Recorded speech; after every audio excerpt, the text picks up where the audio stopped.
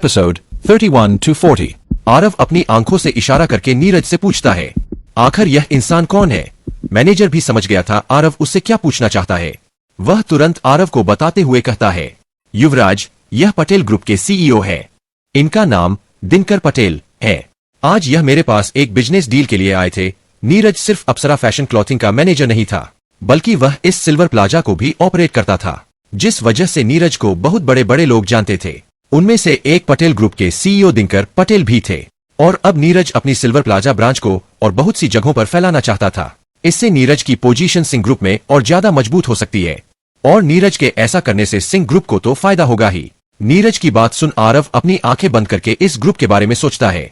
थोड़ा सोचने के बाद जतिन को याद आ जाता है कि पटेल ग्रुप एक स्मॉल साइज कंपनी है, लेकिन फिर भी आरव दिनकर पटेल की तरफ अपना हाथ आगे बढ़ते हुए हेलो मिलता है। दिनकर पटेल भी हैरान हो गए थे।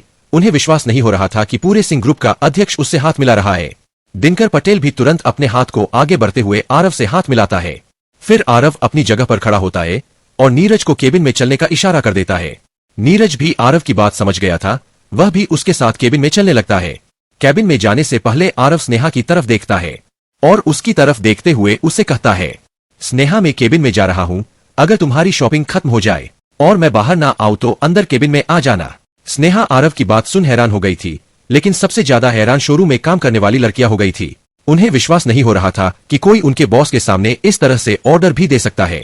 लेकिन जब उन्होंने अपने बॉस की तरफ देखा तो उनके बॉस एकदम शांत उसे लड़के के पीछे खड़े थे। स्नेहा से इतना कहा आरव उन दोनों के साथ केबिन में चला जाता है। केबिन में आने के बाद आरव मैनेजर की कुर्सी पर बैठ जाता है। फिर नीरज और दिनकर उसके सामने वाली कुर्सी पर बैठ जाते हैं। नीरज ने चाहते हुए भी आरव की तरफ देखते हुए उससे पूछता है, युवराज, मुझे माफ करना, लेकिन मैं यह पूछे बिना नहीं रह पाया, क्या वह लड़की आपकी गर्लफ्रेंड है? नीरज की बात सुन आरव के चेहरे पर हल्की मुस्कान आ जाती है। वह नीरज की तरफ देखते हुए कहता है, नहीं, वह मेरी बीवी है। आरव की बात सुन दिनकर और नीरज दोनों हैरान हो गए थे। उन्हें विश्वास नहीं हो रहा था कि इतनी छोटी उम्र में सिंह परिवार के युवराज की शादी भी हो चुकी है। फिर आरव थोड़ी और देर उनसे बिजनेस की बातें करता है। इस दौरान आरव ने वह कॉन्ट्रैक्ट भी पढ़ा था जिसमें सिल्वर प्लाजा और पटेल ग्रुप के बीच कॉन्ट्रैक्ट हुआ है। उसको पढ़ने के बाद आरव को भी उसमें कोई गलती महसूस नहीं हुई। कॉन्ट्रैक्ट पढ़ने के बाद आरव को यह पता चलता है कि पटेल ग्रुप लेडीज कॉस्मेटिक्स पर काम करता है। हालांकि इस कार्य के लिए पटेल ग्रुप में एक कंपनी है और पटेल ग्रुप में एक रियल एस्टेट कंपनी भी है, जिसके पास बहुत सी जगहों में प्राइम लोकेशन पर जमीन है। पटेल ग्रुप मिनिमम प्रॉफिट में उन जगहों को सिल्वर प्लाजा को बेच सकता है जहां पर वह और नए सिल्वर प्लाजा बना सकते हैं। बस इस कार्य के लिए पटेल ग्रुप चाहता है कि सिल्वर प्लाजा में उनका भी एक शोरूम हो और हर शोरूम में प्रमोशन के लिए उनके कुछ सामान रखे जाए, जिससे उनकी मार्केटिंग हो सके। आरव को इस कॉन्ट्रैक्ट में कुछ भी गलत महसूस नहीं हुआ था। उसने भी इस प्रोजेक्ट के लिए हाँ भर दी थी। फिर वह थोड़ी देर और बिजनेस की बातें करते हैं। आज दिनकर पटेल काफी ज्यादा खुश थे। उन्हें विश्वास नहीं हो रहा था कि इतने बड़े खानदान की युवराज होने के बाद भी आरव में किसी तरह का कोई भी घमंड नहीं है, वरना आजकल के नौजवान तो थोड़ी सी भी पावर अपने हाथ में आने पर अपने आप को 30 मार खा समझते हैं। जब वे तीनों आपस में बातें कर रहे थे तभी केबिन का दरवाजा खुलता है और स्नेहा अंदर आती है।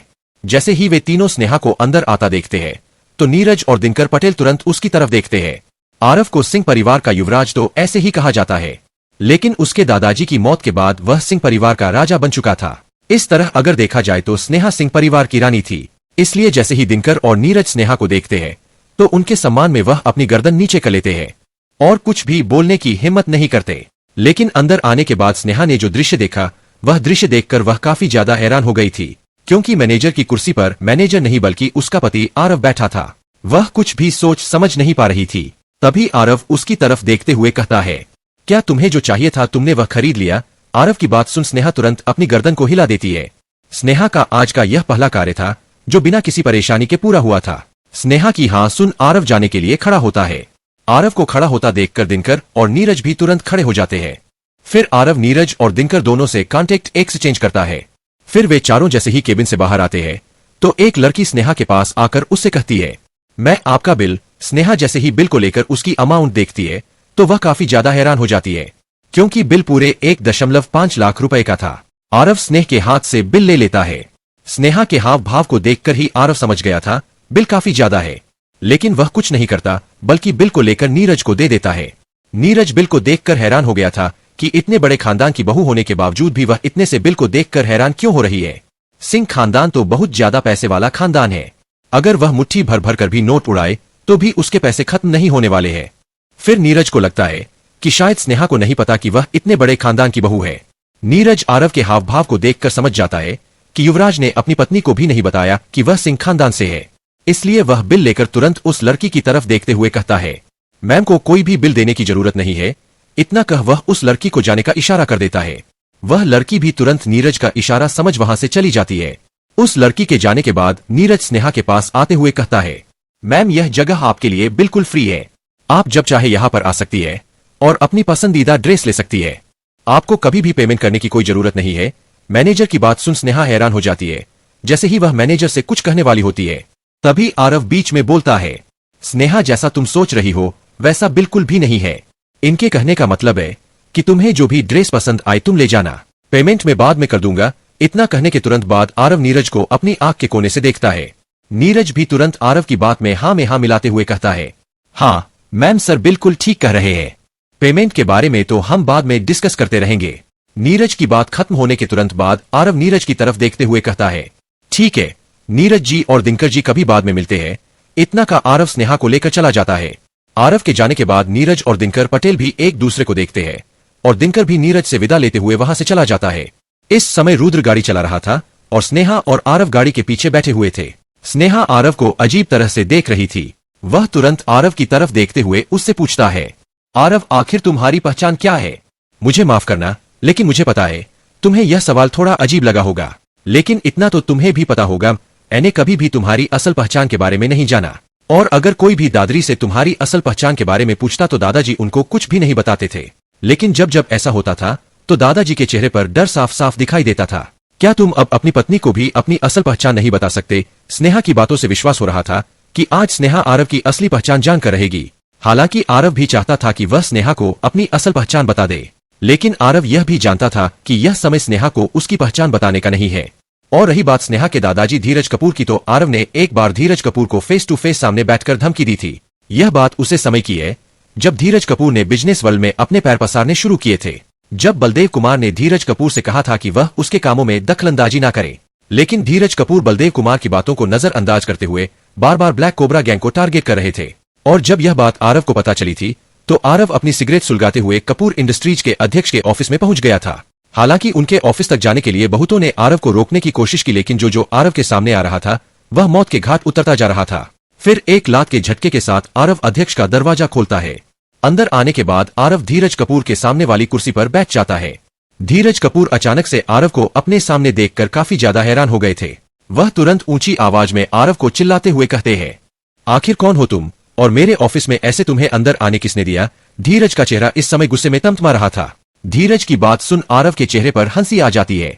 आरव धीरज की आंखों में देखते हुए कहता है, तुम्हें कितनी बार समझाया हमारे काम में टांग मत घुसाओ, लेकिन तुम मानते ही नहीं हो। इसलिए आज मैं तुम्हें पर्सनली समझाने आया हूँ।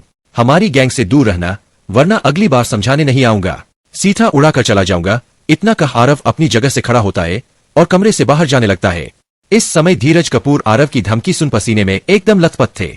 धीरज कपूर हिम्मत करते हुए आरव को रोकते हैं। क्या तुम मुझे अपना नाम बता सकते हो? अचानक से धीरज कपूर की बात सुन आरव रुक जाता है और बिना पालते मुस्कुराते हुए उनका जवाब देता है, डेविल। इस नाम को सुन धीरज कपूर के पूरे शरीर में सिहरन दौड़ जाती है। उन्हें विश्वास नहीं हो रहा था कि इतनी खतरनाक पर्सनालिटी किसी 14 से 15 साल के लड़के की होगी। जी एक नाम ने पूरे अंडरवर्ल्ड को हिला रखा था। आज वह इंसान उसके सामने बैठा था और धीरज कपूर की उसके सामने बोलने की हिम्मत तक भी नहीं थी। धीरज कपूर ने आज अपनी मौत को बहुत करीब से देखा था। इसी बात ने धीरज कपूर को अंदर से हिला दिया था। आरव स्नेहा के साथ गाड़ी में बैठा यह सब सोचकर हंस रहा था, लेकिन आरव को पता था कि उसे स्नेहा को कुछ ना कुछ तो जवाब देना है। इसलिए आरव थोड़ी देर के लिए सोचता है और फिर अपनी असली पहचान की जगह स्नेहा को वह पहचान बताना चाहता था जो उसके दादाजी ने देखी थी। आरव एक गहरी सांस लेते हुए स्नेहा की तरफ देखते हुए उसको कहता है, स्नेहा मुझे पता है तुमने आज के दिन बहुत कुछ देख लिया और मैं तुम्हें अपनी असली पहचान बात कर परेशान नहीं करना चाहता था, लेकिन तुमने मुझे खुद मजबूर कर दिया आपने असली पहचान बताने के लिए। यह सब कहते वक्त आरव की आवाज गंभीर थी और वह स्नेह की आंखों में ही देखे जा रहा था। आरव थोड़ी देर के लिए चुप होता है और फिर आगे कहता है, क्या तुमने कभी किसी अंडरवर्ल्ड के आदमी को देखा है? नहीं ना, मुझे पता है तुम्हारे दिमाग में इस समय बहुत सी बातें चल रही है, लेकिन मेरी पहचान इसी अंडरवर्ल्ड के साथ जुड़ी है। तुमने कभी ब्लैक कोबरा गैंग के बारे में सुना है? मुझे पता है तुम्हारे दादाजी धीरज कपूर ने पहले ही तुम्हें इस गैंग के बारे में बता दिया होगा। यहाँ तक कि जैसा मुझे लगता है तुम्हारे पूरे परिवार को इस गैंग के बारे में पता होगा। आरव की बात सुन स्नेहा कुछ सोचने लग जाती है। फिर उसे कुछ याद आता है। वह तुरंत आरव को बताती है, हाँ, जब मैं छोटी थी तब दादाजी ने हमारे पूरे परिवार को इकट्ठा करके इस बारे में कुछ बताया था। उनके ऑफिस में ब्लैक कोबरा गैंग का कोई इंसान उन्हें धमकी देने आया था। स्नेहा की बात सुन आरव की भौहें ऊपर हो जाती है। वह स्नेहा की तरफ देखते हुए तुरंत उससे पूछता है, क्या तुम्हारे दादाजी ने उसका नाम नहीं बताया? आरव की बात सुन स्नेहा अपनी आंखें बंद करके कुछ सोचती है।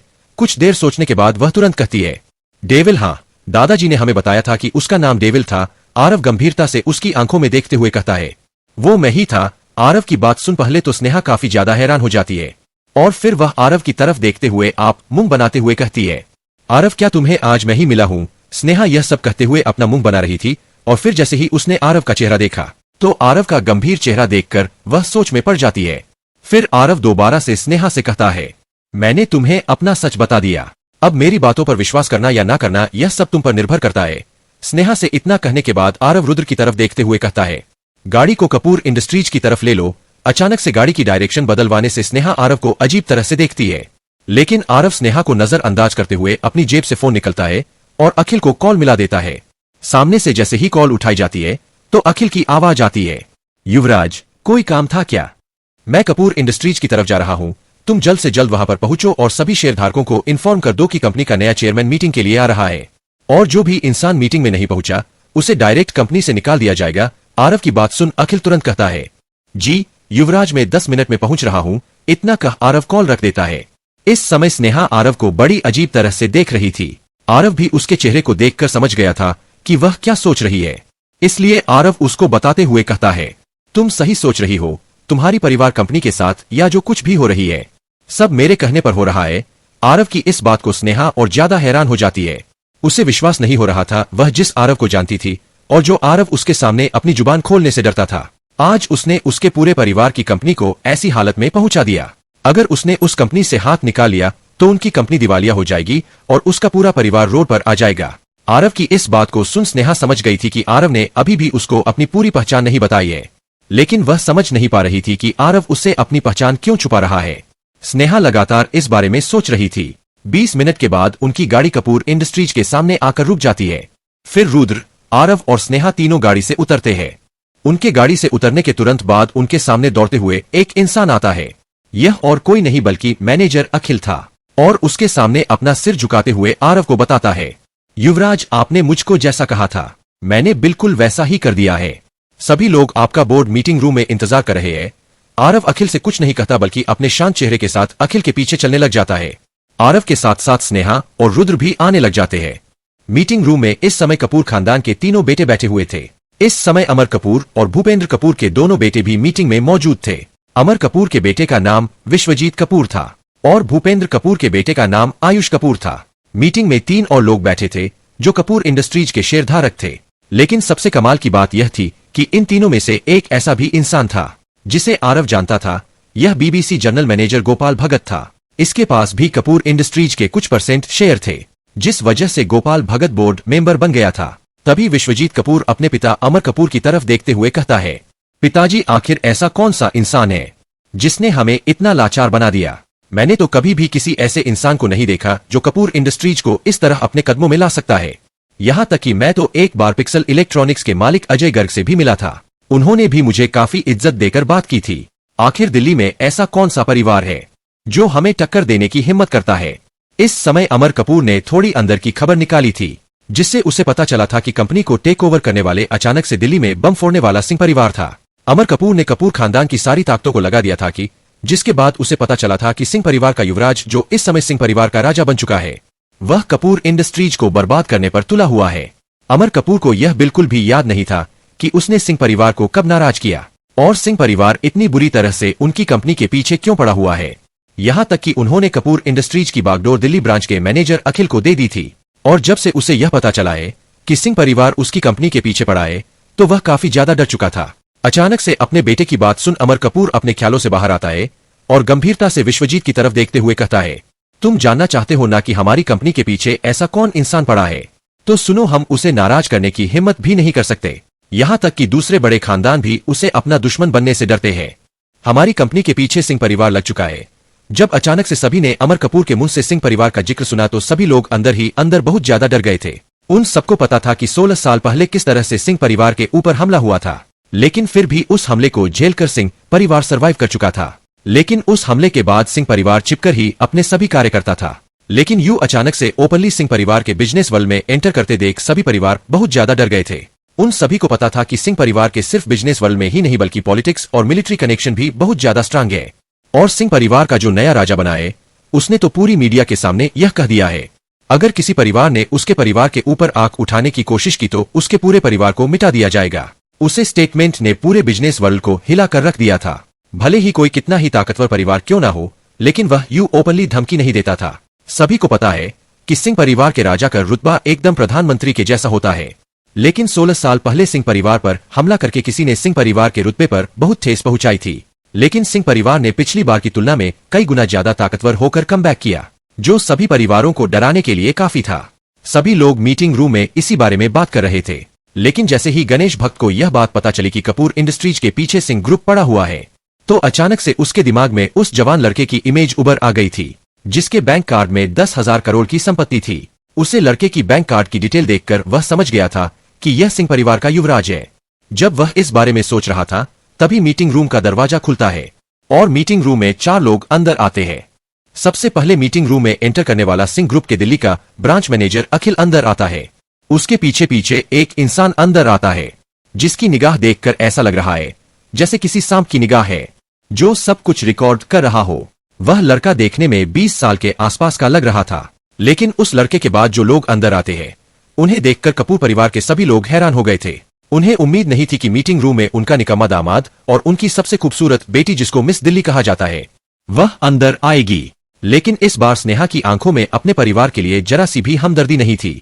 स्नेहा को अब समझ में आ गया था कि उनके परिवार में उसको किसी सामान की तरह इस्तेमाल किया गया है। उसकी सगी माँ ने भी उसकी जिंदगी बर्बाद करने में संकोच नहीं किया था और उसके पिता ने भी उसकी जगह उसकी माँ का साथ दिया था। लेकिन जब वह मुसीबत में थी तो उसके पति ने ही उसको मुसीबत से बाहर निकाला था, जिसको उसके परिवार वाले निकम्मा और नाकारा बोलते थे।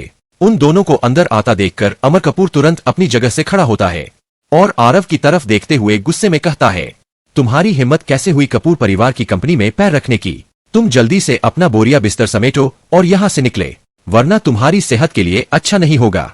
मेरे पिता ने तुम्हें हमारे परिवार का दामाद बनकर सबसे बड़ी गलती की थी, लेकिन आज मैं अपने पिता की इस गलती को सुधारने जा रहा हूँ। इतना कह अमर कपूर तुरंत एक फाइल को खोलते हैं और उनमें से कुछ पेपर्स को निकालकर तुरंत आरव की तरफ फेंक देते हैं और दोबारा से चिल्लाते हुए कहते हैं, उस दिन तो तुमने मरोड़ में आकर उन पेपर्स को फाड़ दिया था, लेकिन आज इन पेपर्स पर साइन करो और हमेशा हमेशा के लिए हमारे परिवार से दूर हो जाओ। इतना कह अमर कपूर स्नेहा की तरफ देखता है। स्नेहा की तरफ देखते ही उसके चेहरे पर एक जंग जीतने के जैसी मुस्कान आ जाती है। उसे विश्वास था कि स्नेहा ने मयंक मिश्रा को शादी के लिए हाँ कर दिया होगा, इसलिए वह स्नेहा की तरफ देखते हुए मुस्कुराते हैं और उसकी तरफ देखते हुए कहते हैं, स्नेहा बेटा, यह तुम्हारे और इस कचरे के तलाक के पेपर है, तुम इन पर जल्द से साइन करो और इस बेहुदा इंसान को चाय में गिरी मक्खी की तरह अपनी जिंदगी से बाहर निकाल कर फेंक दो। आरव इस समय अमर कपूर की बात को सुनकर हल्का हल्का मुस्कुरा रहा था। उसके चेहरे की मुस्कान जा नहीं रही थी। उसकी मुस्कान को देखकर ऐसा लग रहा था जैसे वह कुछ ही देर में यहाँ का माहौल बदलने वाला हो। जब अमर कपूर यह सब कह रहा था तो गोपाल भगत की नजर आरव पर पड़ी थी। आरव को देखकर गोपाल भगत तुरंत समझ गया था कि यह वही इंसान है जिसने उनके शोरूम में से इतनी महंगी गाड़ी को बिना सोचे समझे खरीद लिया था। आरव को अपने सामने देखकर गोपाल भगत को पूरा यकीन हो गया था कि आरव सिंह कपूर इंडस्ट्रीज के पीछे पड़ा हुआ है। अब उसे पूरा यकीन हो गया था कि अगर सामने वाले ने चाहा तो कपूर इंडस्ट्रीज एक ही पल में पूरी तरह से दिवालिया हो जाएगी। और जिस तरह से अमर कपूर आरव सिंह से बातें कर रहा था उस हिसाब से तो कपूर इंडस्ट्रीज अगले दिन का सूरज नहीं देख पाएगी। अब गोपाल भगत जल्द से जल्द कपूर इंडस्ट्री में मौजूद अपने शेयर्स को निकालना चाहता था। उसे पता था कि अगर सामने वाले को गुस्सा आ गया तो वह उनको शेयर्स निकालने का मौका भी नहीं देगा और उनके कपूर इंडस्ट्रीज में इन्वेस्ट किए हुए सभी पैसे मिट्टी में मिल जाएंगे। अमर कपूर की बात का स्नेहा कुछ जवाब देती उससे पहले ही गोपाल भगत टेबल पर जोर से हाथ मारते हुए खड़े होते हैं। अमर कपूर की तरफ देखते हुए गंभीर आवाज में कहते हैं, अमर कपूर जी, मुझे नहीं पता था कि आप इतने गिरे हुए इंसान हो सकते हैं जो किसी इंसान के साथ इतने बुरे लहजे में बात करते हो। आप सिर्फ उन्हीं इंसानों के साथ अच्छी तरह से बातें करते हो जिसे आपको लगता है कि प्रॉफिट हो सकता है। मैंने सोचा था कि आप एक काफी अच्छे और पढ़े लिखे इंसान हैं जो किसी के बीच में कोई फर्क नहीं करते, इसलिए मैंने आपकी बात को मानकर आपकी कंपनी में इन्वेस्ट किया था। अपने कपूर इंडस्ट्रीज को क्या खोल दिया। आप तो सोच रहे हैं कि आप बिजनेस वर्ल्ड के बादशाह बन गए हैं। आपसे ऊपर इस बिजनेस वर्ल्ड में कोई भी नहीं है। आप हमें खुद बता रहे हैं कि आपकी कंपनी के पीछे सिंह ग्रुप पड़ा हुआ है। वह तो इस जंगल का शेर है। अब मेरी आंखों में आंखें डालकर आप यही बता दीजिए कि आप मुझे तक नाराज करने की हिम्मत रखते हैं। अगर मैं भी चाहूं ना तो 1 महीने के अंदर आपकी कंपनी को काफी गहरा नुकसान पहुंचा सकता हूं, जिससे उभरने के लिए आपको कई साल लग सकते हैं। और अब आपका इस तरह का व्यवहार देखकर मैं आपके साथ काम नहीं कर सकता। मैं अपने शेयर से वापस कंपनी में ट्रांसफर करता हूं। और जब हमने बॉन्ड पर साइन किया था तो आपको भी पता होगा कि उसमें क्या लिखा था। अगर मैं अपने शेयर्स वापस कंपनी को ट्रांसफर करता हूं तो शेयर के मौजूदा रेट के हिसाब से मुझे मेरे पैसे वापस मिल जाएंगे। तो अब कृपया करके पैसे मुझे दीजिए और अपने शेयर को वापस ले लीजिए। और मौजूदा रेट के हिसाब से आपको मुझे लगभग 40 करोड़ देने होंगे। और मैं अपने 20% शेयर वापस कंपनी को ट्रांसफर करता हूं। अचानक से गोपाल भगत की बातें सुनो अमर कपूर के चेहरे की हवायां उड़ जाती है।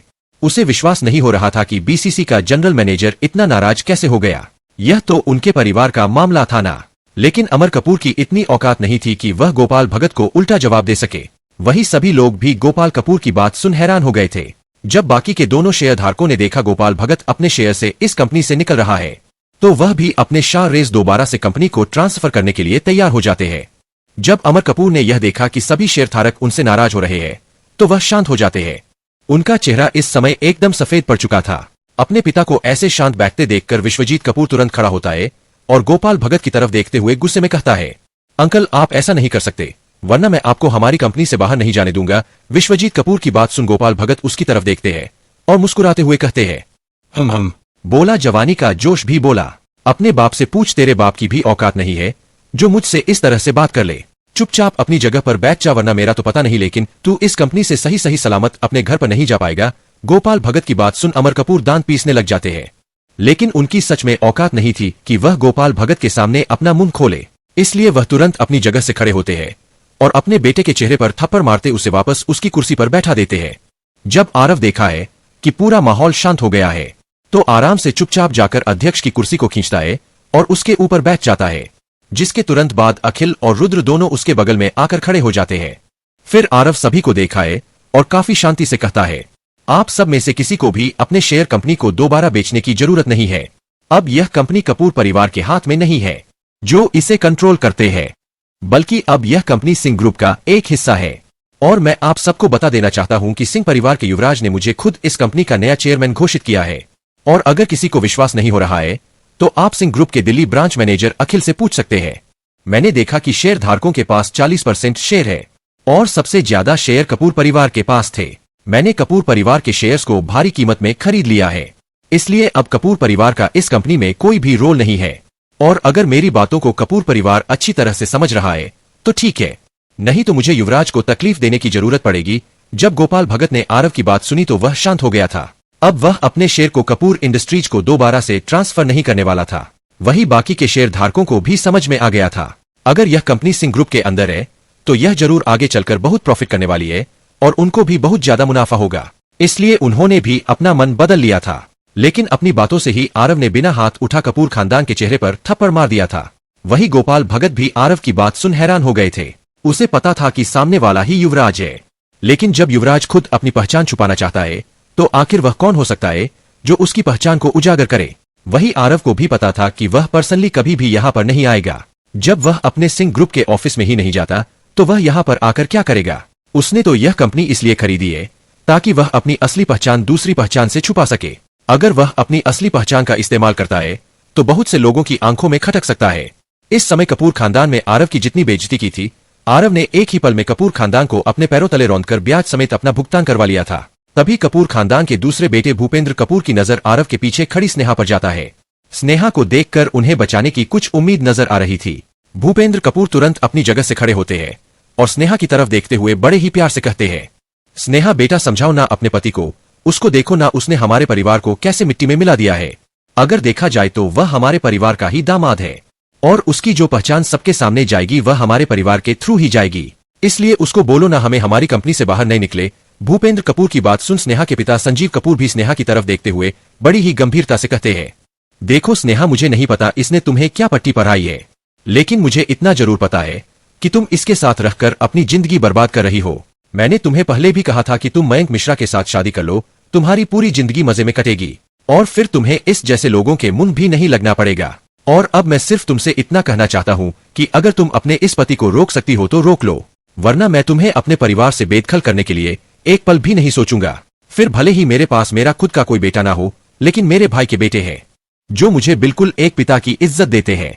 और तुम्हारे इस नाकारा पति को मैंने इतने सालों तक अपने घर में पाला है, तो इसका भी तो हर्जाना इसे देना चाहिए ना। आज यह अपने आप को हमारी इस कंपनी का अध्यक्ष बनाकर अपने आप को काफी बड़ा समझता है, लेकिन यह सिर्फ कुएं का मेंढक है जिसको असल दुनिया के बारे में कुछ भी नहीं पता। दुनिया के तो बारे में छोड़ ही दो, इसको अपने परिवार के बारे में ही कुछ नहीं पता।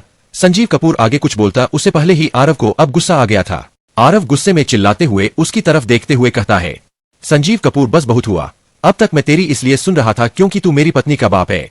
और रही बात जो तू मेरी पत्नी को बेदखल करने की कह रहा है, जा कर दे बेदखल। तेरी इस 100 से 200 करोड़ की प्रॉपर्टी के लिए नहीं मरता मैं।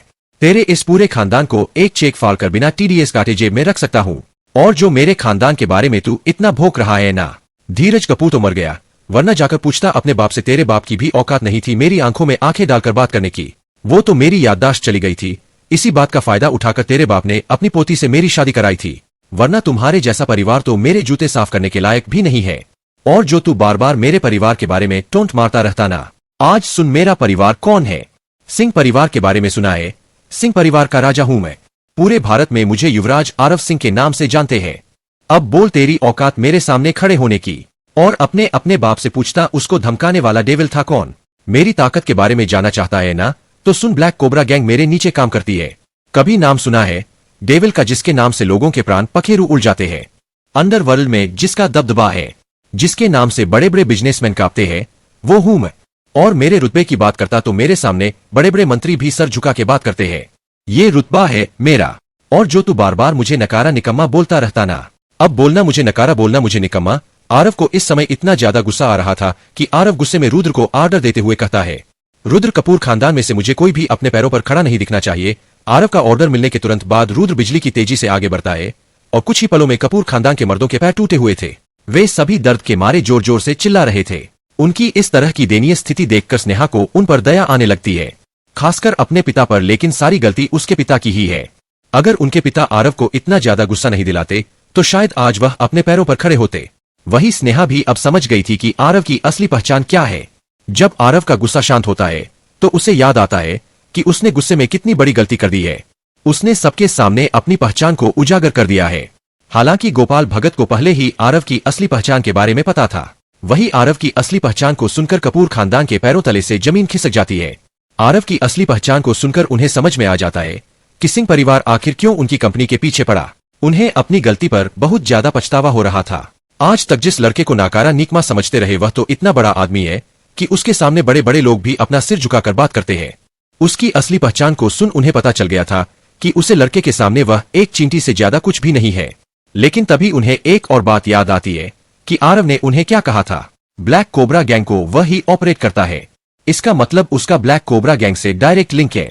और जब उन्होंने आरव के मुंह से यह सुना कि उनके बाप की भी औकात नहीं है कि उसकी आंखों में आंखें डालकर बात कर सके, अब उन्हें अपने पिता की वह बात याद आती है जब उन्होंने कहा था कोई उनकी कंपनी में घुसकर उनके ऑफिस में आकर उनको खुली धमकी देकर गया है। तब वह सभी काफी ज्यादा डर गए थे। अब उन्हें यह पता चल गया था कि उनके पिता को धमकी देने वाला कौन था। अगर सामने वाले इस लड़के की याददाश्त नहीं जाती तो वह कपूर खानदान का दामाद तो कभी भी नहीं बनता। अब उन्हें अपनी ही बातों का मतलब समझ में आ गया था कि आखिर कुएं का मेंढक कौन है। अमर कपूर तुरंत अपने शरीर को खींचते हुए आरव के पास लेकर जाते हैं और आरव के पैरों को पकड़कर उससे माफी मांगते हुए कहते हैं, युवराज मुझे माफ करना, मुझे नहीं पता था कि आपकी असली पहचान क्या है। मैं आपके पैर पड़कर आपसे माफी मांगता हूँ, कृपया मुझे माफ कर दे। आरव भी उनकी स्थिति को देखकर थोड़ा मायूस हो गया था। यह उन लोगों के माफी मांगने की वजह से नहीं था, बल्कि धीरज कपूर की वजह से था। धीरज कपूर ने हमेशा उसे अपने बेटे की तरह प्यार किया था और आज उसने उन्हें के बेटे की ऐसी हालत बना दी थी कि वह अपने पैरों पर भी खड़ा ना हो सके। हालांकि नाग राजा बनने के बाद आरव काफी ज्यादा शांत हो गया था, लेकिन कोई भी उसके परिवार के बारे में एक शब्द भी उल्टा बोलता है तो आरव का गुस्सा 7वें आसमान पर पहुंच जाता है। उसे आज भी वह दर्द याद है। उसने 6 साल की उम्र में ही अपने परिवार को छोड़ दिया था। अगर उस समय आरव के पास यह शक्तियां होती तो आरव अपने दुश्मनों को वहीं पर ही जड़ से खत्म कर देता। अब उसे भी समझ में आ गया था कि उसका गुस्सा उसके लिए भी कितना हानिकारक हो सकता है। धीरज कपूर की बातों को याद कर आरव एक गहरी सांस लेता है और रुद्र की तरफ देखते हुए कहता है, रुद्र एम्बुलेंस को फोन करो ताकि वह इन सबको लेकर जा सके। आरव की बात सुन रुद्र अपनी गर्दन को हिलाते हुए कहता है, जी नागराजा। इतना कह रुद्र फोन मिलाने के लिए मीटिंग रूम से बाहर चला जाता है। जब ब्लैक कोबरा गैंग का वह मेंबर रुद्र को गाड़ी देने आया था तो उस समय उसने रुद्र को एक मोबाइल भी दिया था। आरव देखता है कि मीटिंग रूम में ज्यादा लोग नहीं है।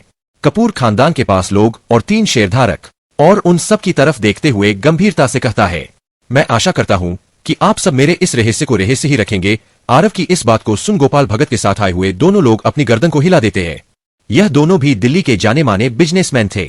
इनमें से एक था सचिन शास्त्री और दूसरा था कार्तिक मेहता। यह दोनों गोपाल भगत के काफी अच्छे दोस्त थे, लेकिन पैसे और रुपए में यह दोनों गोपाल भगत से नीचे थे, क्योंकि इन दोनों का बिजनेस दिल्ली के अंदर ही सिमट कर रह गया था। वही गोपाल भगत और उसके बड़े भाई गणेश भक्त ने मिलकर अपनी कंपनी को पूरे इंडिया में फैला दिया था।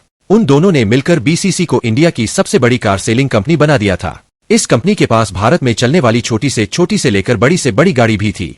यह कंपनी अपने अमीर क्लाइंट्स के लिए गाड़ियों को बाहर से इंपोर्ट भी करा देती थी। भारत में 40% अमीर लोगों ने जो गाड़ियां इंपोर्ट कर चला रहे हैं, वह सभी बीसीसी कंपनी ने ही प्रोवाइड कराई हुई है, जिस वजह से गोपाल भगत और गणेश भगत के लिंक भी काफी बड़े बड़े लोगों से है।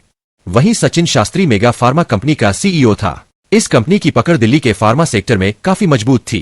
वहीं Kartik Mehta century auction house green river real estate company का मालिक था। अपनी गर्दन हिलाने के बाद वह वहां से जाने के लिए खड़े हो जाते हैं और आरव को अपना अपना कार्ड देते हुए कहते हैं, युवराज, यह हमारा बिजनेस कार्ड है। आपको कभी भी हमारी जरूरत पड़े तो कभी भी हमें संपर्क कर सकते हैं। हालांकि उन्हें आरव को कार्ड देते वक्त थोड़ा डर लग रहा था, लेकिन फिर भी बिजनेस की थोड़ी समझ उन्हें भी थी। बिजनेस वर्ल्ड में दुश्मन बनने से ज्यादा अच्छा दोस्त बनाना होता है। वे सिंह परिवार के युवराज के साथ अपने अच्छे रिश्ते बनाना चाहते थे। वहीं आरव भी उनके मन की बात समझ गया था। वहीं आरव को भी पता था कि उसे अपनी दूसरी पहचान को ज्यादा ताकतवर बनाने के लिए दूसरे लोगों से कांटेक्ट करना पड़ेगा। हालांकि वह अपनी युवराज वाली पहचान बात कर किसी को भी अपने सामने झुकने की ताकत रखता था, लेकिन वह अपनी इस पहचान के अलावा भी दूसरी पहचान बनाना चाहता था। आरव भी मुस्कुराते हुए उन दोनों के कार्ड को ले लेता है और उनको अपना नंबर भी दे देता है। फिर आरव स्नेहा की तरफ देखते हुए उसे कहता है, मुझे माफ करना, मैं तुम्हारे परिवार के साथ कुछ ज्यादा ही बेरहम हो गया था, लेकिन तुम्हारे पिता ने मेरे परिवार को टारगेट किया था, वह मैं बिल्कुल भी सहन नहीं कर सकता। स्नेहा भी समझ गई थी आरव जब से आया था तब से बिल्कुल शांत था, लेकिन जैसे ही उसके पिता ने उसके परिवार के बारे में गलत बोला तो आरव को गुस्सा आ गया था। इसलिए वह आरव के हाथ पैर हाथ रखते हुए उससे कहती है, तुम्हें मुझसे माफी मांगने की कोई जरूरत नहीं है। वह सब है ही इस लायक जिन्होंने मुझे जन्म दिया। मेरे मम्मी पापा ही जब मुझे कुछ नहीं समझते और उन्हें मेरी फीलिंग्स की जरा सी भी कदर नहीं है, तो मैं उनके बारे में इतना क्यों सोचूं। स्नेहा की बात सुन आरव को पहले तो अच्छा लगता है, लेकिन फिर बाद में वह गंभीर होते हुए स्नेहा से कहता है, नहीं स्नेहा, तुम गलत सोच रही हो। तुम्हें नहीं पता है कि परिवार आखिर कितना महत्वपूर्ण होता है। एक बच्चे के जीवन में उसके माता पिता की क्या अहमियत होती है, यह तुम्हें पता होनी चाहिए। मैं यह नहीं कह रहा कि तुम अपने परिवार की हर बात को मानो, तुम्हें अपने भी दिमाग का इस्तेमाल करना चाहिए। यह तुम्हारी जिंदगी है, तुम अपने फैसले ले सकती हो, लेकिन तुम्हारे इस जीवन में तुम्हारे परिवार का भी एक अहम रोल है, उसे कभी मत भूलना। वही स्नेहा भी समझ गई थी कि आरव यह बातें क्यों कर रहा है। जब वह 6 साल का था तब ही अपने परिवार से अलग हो गया था। उसे कभी भी अपने माता पिता का प्यार नहीं मिला। वही स्नेहा को भी पता था कि आरव उससे यह बातें क्यों कर रहा था। किसी भी इंसान को उसे चीज की कभी कदर नहीं होती जो उसके पास होती है, लेकिन जब उसके पास से वह चीज चली जाती है तब उसको उस चीज की कदर होती है। तभी थोड़ी देर बाद रुद्र मीटिंग रूम में कुछ आदमियों के साथ अंदर आता है। यह सभी लोग एम्बुलेंस के साथ आए हुए लोग थे। वे सभी तुरंत कपूर खानदान के सभी लोगों को स्ट्रक्चर में लेटाते हैं और एम्बुलेंस में बिठाकर लेकर चले जाते हैं। हालांकि आरव के दिल में स्नेहा के लिए प्यार नहीं था, लेकिन स्नेहा आरव की पत्नी थी। जब आरव नागराजा बना था तो आरव अपने रिश्तों को अच्छी तरह से निभाने लग चुका था। वह स्नेह के दिल में आरव के लिए इमोशंस पैदा होने शुरू हो गए थे। स्नेहा को नहीं पता था कि वह आरव के लिए कैसा महसूस करती है। वहीं आरव देखता है कि स्नेहा एकटक उसे देखे जा रही है। आरव एक गहरी सांस लेते हुए मीटिंग रूम से बाहर जाने लगता है, लेकिन तभी उसका फोन बजने लग जाता है। आरव जैसे ही फोन निकाल कर देखता है तो उसके ऊपर उसकी बहन का नाम लिखा हुआ था। अपनी बहन का फोन आया देखकर आरव तुरंत फोन उठाता है, लेकिन आरव के फोन उठाने के तुरंत बाद फोन के दूसरी तरफ से डरी सहमी आवाज आती है, भैया आप कहाँ हैं? जल्दी से स्कूल में आ जाइए, सभी लोग मुझे परेशान कर रहे हैं। स्नेहा इतना कहकर रोने लग जाती है। तभी आरव को फोन के दूसरे तरफ से एक गुस्से में एक आवाज सुनाई देती है, ए बदतमीज लड़की, जल्दी से अपने परिवार वालों को बोल वह यहाँ पर आए। वरना मैं तेरा वह हाल करूंगा जो तूने कभी सपने में भी नहीं सोचा होगा। आरव इससे आगे कुछ सुन पाता उससे पहले ही कॉल कट गई थी। उस दूसरे इंसान की बात सुन आरव को गुस्सा आने लगता है।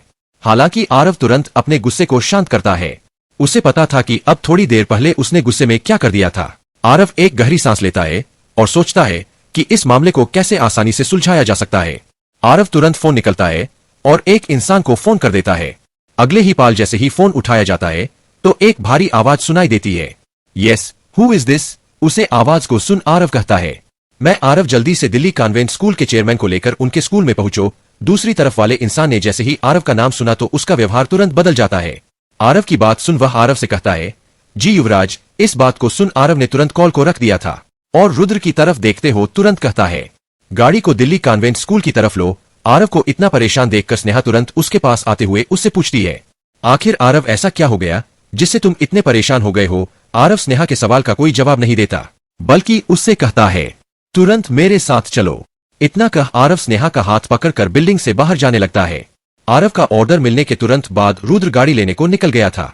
जब तक आरव और स्नेहा नीचे पहुंचे तब तक रुद्र ने गाड़ी को निकाल लिया था। आरव और स्नेहा तुरंत गाड़ी में बैठ जाते हैं और गाड़ी दिल्ली कॉन्वेंट स्कूल की तरफ जाने लगती है। वही स्कूल के प्रिंसिपल रूम में आरव की बहन मनीषा एक कोने में खड़े होकर रो रही थी। वही प्रिंसिपल के सामने एक पति पत्नी का जोड़ा बैठा हुआ था। उनकी उम्र देखकर ऐसा लग रहा था जैसे वह 40 से 45 वर्ष के बीच में थे। वही एक और कुर्सी पर एक 17 साल का लड़का बैठा हुआ था जिसके चेहरे पर शरारती मुस्कान थी, लेकिन उसके गाल पर थप्पड़ का निशान बना हुआ था। प्रिंसिपल के चेयर पर एक 35 वर्षीय महिला बैठी हुई थी। इस समय उस महिला के चेहरे पर नकली मुस्कान थी। प्रिंसिपल सामने बैठे दंपति की तरफ देखते हुए उनसे कहती है, देखिए मिस्टर गर्ग, मैंने मनीषा के गार्जियन को 2-3 बार फोन किया है लेकिन उनमें से कोई भी फोन नहीं उठा रहा है। लेकिन मनीषा ने अभी अभी अपने बड़े भाई को फोन करके यहाँ पर उसको बुला लिया है। आप चिंता मत कीजिए, उनके आने के बाद मैं इस लड़की को खुद इस स्कूल से बाहर निकाल दूंगी। यह मिस्टर गर्ग और कोई नहीं बल्कि अजय गर्ग का छोटा भाई संजय गर्ग है। संजय गर्ग हमेशा अपने भाई की ताकत का इस्तेमाल दूसरा पर दोष जमाता रहता है। इस समय भी वह यही कर रहा था। संजय गर्ग अपने चेहरे पर शैतानी मुस्कान के साथ प्रिंसिपल मैडम की तरफ देखते हुए कहता है, प्रिंसिपल मैडम, आपको तो इसे स्कूल से बाहर जरूर निकालना पड़ेगा, वरना आप मेरे बड़े भाई अजय गर्ग को तो जानती ही है। संजय गर्ग की बात खत्म होने के तुरंत बाद उनकी पत्नी किरण गर्ग प्रिंसिपल मैडम की तरफ देखते हुए गुस्से में रहती है। देखिए प्रिंसिपल मैडम, मुझे नहीं पता आप क्या करेंगी, लेकिन इस बेकार लड़की को तो मेरे लड़के के चेहरे पर थप्पड़ मारने का नतीजा भुगतना पड़ेगा। मुझे मेरे बेटे के गाल को देखकर सुकून नहीं मिल रहा है। मैं इस लड़की के चेहरे पर अभी 2-3 और थप्पड़ मारना चाहती हूँ। इतना कह किरण गर्ग अपनी जगह से खड़ी हो जाती है और मनीषा की तरफ चलने लग जाती है। इस समय मनीषा एक कोने में खड़ी रो रही थी। उसके दोनों गालों पर थप्पड़ लगने का निशान साफ साफ दिखाई दे रहा था। यहाँ तक कि मनीषा के मुंह के कोने से हल्का सा खून भी निकल रहा था। किरण गर्ग को अपनी तरफ बढ़ता देखकर मनीषा रोते हुए किरण गर्ग से कहती है, आंटी, सच में मेरी कोई गलती नहीं थी। आपका लड़का ही मेरे साथ जबरदस्ती करना चाहता था। मनीषा की बात सुन किरण गर्ग के गुस्से का आपा नहीं रहता। वह गुस्से में चिल्लाते हुए मनीषा से कहती है, ए गवार लड़की, तुझे क्या लगता है मेरा बेटा इतनी गलत हरकत करेगा? जरूर तूने ही उसे अपने जाल में फंसने की कोशिश की होगी। ऐसी बहुत सी लड़कियां होती है जो अमीर लड़कों को फंसाकर उनका फायदा उठाने की कोशिश करती है। तू भी उनमें से एक होगी। और तुझे क्या लगता है तेरे जैसी लड़की से मेरा बेटा जबरदस्ती करेगा? तू तो उसकी नौकरानी बनने के लायक भी नहीं है। हालांकि स्कूल में बात यह हुई थी कि मनीषा अपनी क्लास में बैठी आराम से पढ़ रही थी। मनीषा पूरी क्लास में सबसे ज्यादा खूबसूरत थी। हालांकि यह कहना गलत नहीं होगा कि मनीषा पूरे स्कूल में सबसे ज्यादा खूबसूरत थी और सभी लड़के मनीषा को गंदी नजरों से देखते थे। लेकिन कोई भी मनीषा के पास जाकर ऐसा वैसा कुछ भी नहीं कहता था, क्योंकि जो भी मनीषा के पास जाता था तो संजय गर्ग का बेटा नितिन गर्ग उसे लड़के को पीट देता था। पूरी क्लास में सभी को पता था कि नितिन गर्ग मनीषा को बहुत पसंद करता है। इसी वजह से कोई भी मनीषा के पास जाने की हिम्मत नहीं करता था। वहीं नितिन गर्ग अपने दोस्तों के साथ बैठा मनीषा को गंदी नजरों से देख रहा था। नितिन गर्ग तुरंत अपनी जगह से खड़ा होता है और अपने एक हाथ में पानी की बोतल लेकर मनीषा की तरफ आगे बढ़ने लग जाता है। मनीषा के पास जाने के बाद नितिन गर्ग ऐसे एक्टिंग करता है जैसे वह गिर रहा है और मनीषा के ऊपर पूरी पानी की बोतल उलट देता है, जिस वजह से वह सारा पानी मनीषा की किताब और मनीषा के ऊपर गिर जाता है। लेकिन नितिन गर्ग यहीं पर ही नहीं रुकता, वह आगे होकर मनीषा के चेस्ट के पार्ट को भींच देता है। अचानक से नितिन गर्ग की इस हरकत की वजह से मनीषा काफी ज्यादा गुस्से में आ जाती है। उसे पता था कि नितिन गर्ग ने यह सब जानबूझकर किया है, इसलिए वह तुरंत खड़ी होकर नितिन गर्ग के चेहरे पर थप्पड़ मार देती है। थप्पड़ लगने की वजह से नितिन गर्ग भी गुस्सा हो जाता है। वह मनीषा के हाथ को पकड़ लेता है। मनीषा उसे अपने हाथ को छुड़वाने की बहुत कोशिश करती है, लेकिन नितिन गर्ग की पकड़ बहुत मजबूत थी, इस वजह से वह अपने हाथ को उससे नहीं छुड़ा पाई। फिर नितिन गर्ग भारी क्लास में ही मनीषा से जबरदस्ती करने लग जाता है। जब मनीषा को कुछ रास्ता नहीं मिलता तो मनीषा नितिन गर्ग के हाथ में काट लेती है और क्लास से भाग जाती है। अचानक से अपने हाथ पैर काटने की वजह से नितिन गर्ग गुस्से में तिलमिला जाता है और उसने अपने पिता को फोन करके उन्हें स्कूल में बुला लिया। स्कूल में आने के बाद संजय गर्ग और किरण गर्ग भी काफी ज्यादा गुस्सा हो जाते हैं और इसी गुस्से में किरण गर्ग ने मनीषा को इतने थप्पड़ मारे कि उसके मुंह के कोने से खून आने लग गया था। वही इस समय प्रिंसिपल रूम में किरण गर्ग दोबारा से मनीषा पर थप्पड़ मारने के लिए आगे बढ़ती है और आरव ने जो मनीषा के साथ 4 ब्लैक कोबरा गैंग के बॉडीगार्ड को लगाया था वे स्कूल के बाहर ही मनीषा की सुरक्षा करते हैं। लेकिन आज अचानक से मनीषा को एक महिला खींचकर प्रिंसिपल रूम में ले जाते देखते हैं तो वे तुरंत गार्ड से उन्हें अंदर जाने की रिक्वेस्ट करते हैं, लेकिन कोई भी गार्ड उन्हें अंदर जाने नहीं देता। वे सभी बॉडीगार्ड बार बार उनसे रिक्वेस्ट करते हैं लेकिन कोई भी गार्ड उनकी बात नहीं सुनता। जब बार बार उनकी बातों को सुनकर वह गार्ड नजरअंदाज कर रहे थे तो एक बॉडीगार्ड आगे आकर उन गार्ड को पीट देता है और जबरदस्ती स्कूल के अंदर घुस जाते हैं। वही प्रिंसिपल रूम में किरण गर्ग जैसे ही मनीषा को थप्पड़ मारने वाली होती है तभी एक धक्के के साथ प्रिंसिपल रूम का दरवाजा खुलता है। वही प्रिंसिपल रूम में किरण गर्ग जैसे ही मनीषा को थप्पड़ मारने वाली होती है तभी एक धक्के के साथ प्रिंसिपल रूम का दरवाजा खुलता है और 4 हटे कटे इंसान तुरंत रूम के अंदर आ जाते हैं। वे चारों वही बॉडीगार्ड थे जिनको आरव ने मनीषा की प्रोटेक्शन के लिए छोड़ा था। वह जैसे ही किरण गर्ग को मनीषा को थप्पड़ मारते हुए देखते हैं तुरंत उनमें से एक बॉडीगार्ड आगे आता है और किरण गर्ग को हाथ को छटकाते हुए पीछे धक्का दे देते हैं। हालांकि उनमें से किसी ने भी किरण गर्ग के ऊपर हाथ नहीं उठाया था, फिर भी उस धक्के से किरण गर्ग पीछे जाकर जमीन पर गिर जाती है। वे चारों बॉडीगार्ड तुरंत मनीषा को बीच में ले लेते हैं और उसके चारों तरफ खड़े हो जाते हैं। अचानक से इन लोगों की एंट्री से संजय गर्ग और प्रिंसिपल मैडम भी काफी ज्यादा हैरान हो गई थी। अपनी पत्नी को जमीन पर गिरा देखकर संजय गर्ग गुस्से में बावले हो जाते हैं। संजय गर्ग गुस्से में चिल्लाते हुए उन बॉडीगार्ड से कहते हैं, आखिर तुम हो कौन और तुम्हारी हिम्मत कैसे हुई मेरी पत्नी को धक्का देने की? तुम्हें पता भी है मैं कौन हूँ? अगर मैं चाहूं तो तुम्हें यही खड़ा खड़ा ही जान से मरवा दूं। अभी यूं बुद्ध बने क्यों खड़े हो? अपना परिचय दो। तुम किसके लिए काम करते हो और तुम्हें यहाँ पर किसने भेजा है? अब मनीषा भी उन चारों बॉडीगार्ड को अंदर देखकर अपने आप को सेफ महसूस करती है। उसने अस्पताल में देखा था कि इस तरह के कपड़े पहने हुए लोग उसके भाई के लिए कितना परेशान थे। मनीषा समझ चुकी थी कि उसके भाई ने उसकी सुरक्षा के लिए इन लोगों को लगाया हुआ होगा। वही संजय गर्ग की बात सुन एक बॉडीगार्ड संजय गर्ग की तरफ देखते हुए कहता है, हमारे बारे में जानना चाहता है तू? हम ब्लैक कोबरा गैंग के लोग हैं और हमें मनीषा बहन की सिक्योरिटी में लगाया हुआ है। वह तो शुक्र मना हमारे छोटे मास्टर ने किसी को जान से करने के लिए मना कर रखा है, वरना अब तक हम तुम्हें जान से मार चुके होते। अब तू बता आखिर तू है कौन जो तूने हमारी बहन पर हाथ उठाने की कोशिश की? उस बॉडीगार्ड की बात सुन संजय गर्ग को ब्लैक कोबरा गैंग का नाम सुना सुना महसूस होता है। उसे थोड़ा थोड़ा याद आ रहा था कि उसके भाई ने उसे इस गैंग के बारे में बताया था।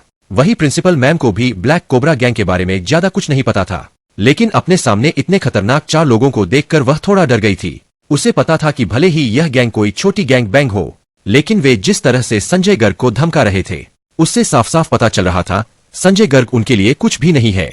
संजय गर्ग इस समय इस गैंग के बारे में सोच ही रहा था कि तभी उसकी पत्नी खड़े होती है, उन बॉडीगार्ड की तरफ देखते हुए चिल्लाती है, तुम्हारी हिम्मत कैसे हुई मुझे धक्का देने की? तुम्हें पता है मैं कौन हूँ?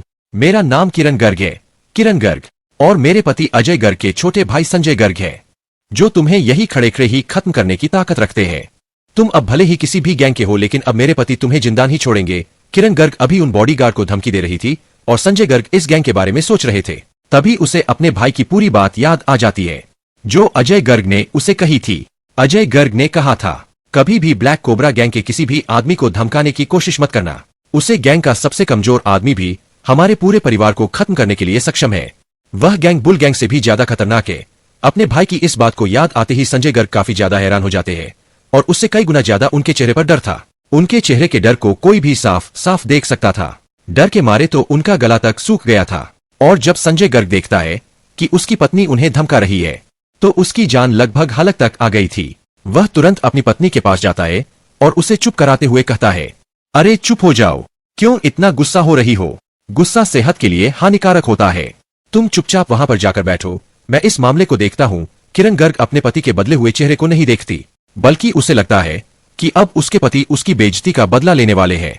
इसलिए वह अब और ज्यादा अकड़ कर उन बॉडीगार्ड से कहती है, अब पता चलेगा तुम सबको, तुमने किस से पंगा लेने की जरूरत की है।